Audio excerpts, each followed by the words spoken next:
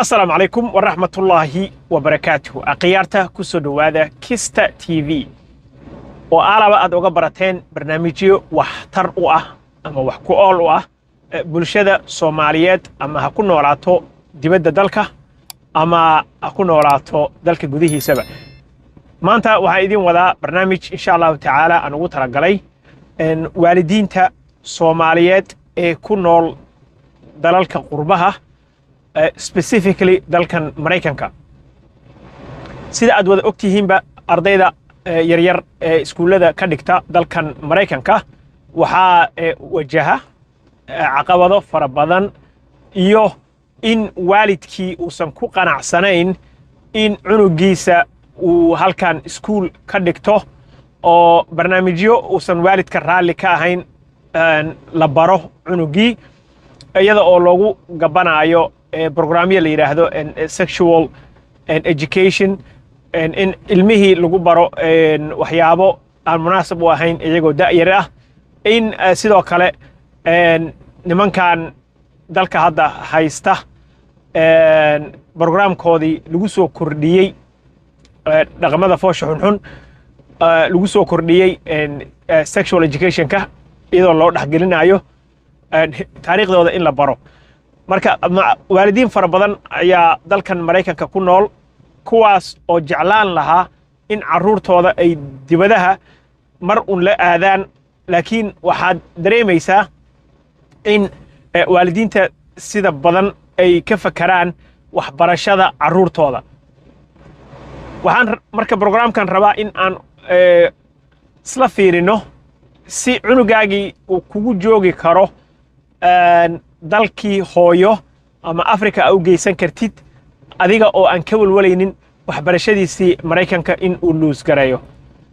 steedyada badankood waxa ay laga soo bilaabo xilligii COVID-ka waxa ay implement gareeyeen oo ay dhaqan galiyeen online system marka online systemka hadii districtiga aad toos uga dhigato iyo hadii aad sida kale oo virtualka la yiraahdo cunugaaga uu dhigto waa two different cases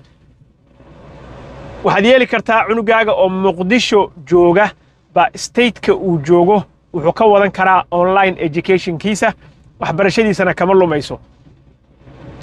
waxaan u malayn jiray in waalidiin fara badan ay ka warhayaan arrinkan laakiin waxa ii soo baxday in waalidiin fara badan aysan ka warhayn markii aan sameeyay research fara badan oo aan ku wareystay waalidiin badan oo dalkan Mareykanka jooga kuwaas oo ii sheegay in ay ilaashanayaan waxbarashada ardaydooda ama ilmahooda si aysan dib dhac ugu imaan cunuga inuu Afrika geeyo uu kala lex jecloonayo hadaba barnaamijyada iskuulada oo waxay kala yihiin kuwa districtigi cunugaaga uu dhiganayay ayay wali ka dhiganayaan oo iskuulkii brick and mortar ahaa oo la dhigan jiray ayuu ka dhiganaya cunuga laakiin online oo gurigu ku dhiganaya most of the schools hadda waa lagu noqday laakiin some parents waxay ku hareen online-kii ay ku hareen programkaas wuu fiican yahay kuwaas waxaa jiro in some districts maha all districts ay buugaagta wali aysan ka dhigin online oo guriga lagugu soo diraayo kadibna ay noqonayso in Afrika u dirtid hadhow buugii aad soo celisid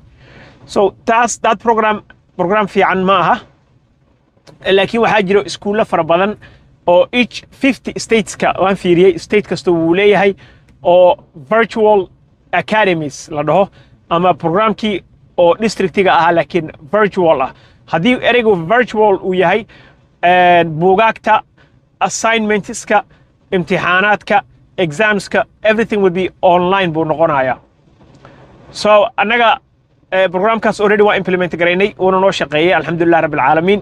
waxaan rabaa marka waalidiin fara badan in ay fiiriyaan that venue oo xagaas ay wax ka fiiriyaan caruurta si ay iskuulkana ay uga dhigtaan Mareykanka oo online uga dhigtaan ardaygina uu meel uu diintii ku soo baran karo oo uu ku soo baran karo dhaqankii oo uu ku soo baran karo luqadii uu tago waxa dad fara badan ay u guureen Soomaaliya Kenya ayaga oo waliba dadka Soomaaliya u guuray waxa ay ka walwalaan waxbarashada system waxbarasho Soomaaliya oo fiican ma laha waxa ka fiican oo dhaama kuwa Kenya u guuray because primary education system kooda iyo secondary system kooda uu fiican yahay ha ahaatee midna uma baahnidba haddii aad ilmahaaga Soomaaliya geysato cunugaaga wuxuu ku dhiganayaa iskuulkii uu ka dhiganayay dalkan Mareykanka like I said all 50 states way leeyihiin some of them waxa waaye waa private waa paid lacag yar ayaa la bixiyaa programka IXL ayaa ka mid ah some of them na lacag lama bixiyo oo state-ka ama district-ga lacagta siiya stillna waa virtual class buugta imtixaanaadka iyo assignmentska intaba waxay ahaanayaan online macalinkana haddii uu u baahan yahay some days and sometimes Zoom-ka ayuu soo galaa we all know the power of Zoom qof walba wuu isticmaalaa already ama wuu soo isticmaalayba so haddii loo baahdo virtual waaye macalinka hadduu u baahan yahay Zoom ayuu soo galaya ama live class uu qabanayo so programyadan way jiraan state kastana way ka jiraan dadka waalidiinta ah oo ku taahayo ama ku taamayo in caruurtooda ay inta ka wataan oo ay geystaan dalkii hooyo ama wadamadaas islaamka ah oo laakiin raba inuu continuation ugu sii jiro waxbarashadoodii programyadan ayaa jira haddaa research samaysid kuwa private-ka loo leeyahay oo kale waxaa ka mid ah Penn Foster High School cabaar ayuu jiray Pennsylvania ku yaalaa studentiga does not matter adresska uu degan yahay iyo stateka uu degan yahay online-ka ayuu ka qaadan karaa waa accreditation waxay ka haystaan oo aqoonsi ay ka haystaan Department of Education-ka dalkan Mareykanka waxaa kale oo ay aqoonsi ka haystaan qolyo la dhaho ayagana wax accredit gareeya oo national ah oo online-ka ah ayay ka haystaan IXL oo kale laga saar $150 meelahaas la bixiyaa ala student programyada way badan yihiin laakiin adiga state-kaaga waxa ka helaysaa school district-ga state-kaaga uu leeyahay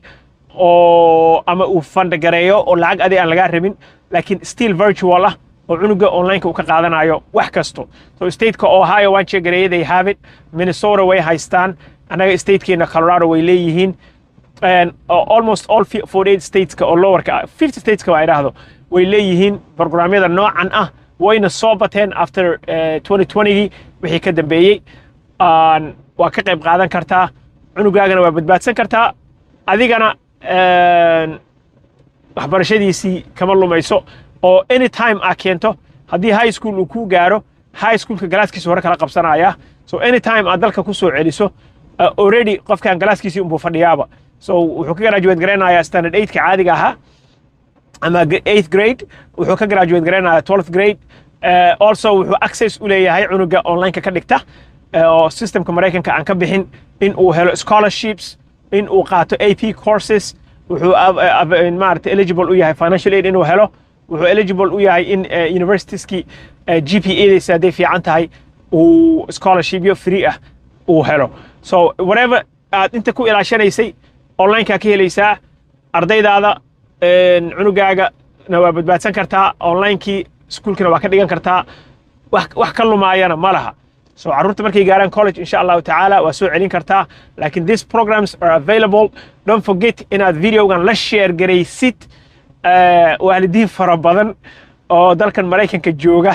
ama qurbaha intiisa kaleba jooga oo ka faa'iidi kara programyada noocan ah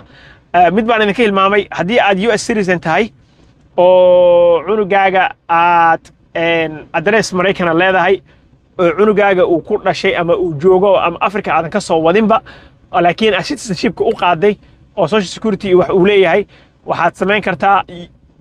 you can enroll them in these schools schooladan waa ku enroll gareyn kartaa using addresskaaga iyo meesha aad degan tahay cunuga way ka qabanayaan online-kuna ka dhiganaya asagoo dalkii hooyo joogo weligii aan ka soo tagin so by the time uu inta imaado is already educated college-kuna diyaar buu u yahay war waa idin salaamayaa don't forget to subscribe to the channel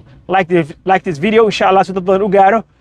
igana share gareeya hadduu Ilaahay idmo wassalaamu calaykum waraxmatullaahi wabarakaatuh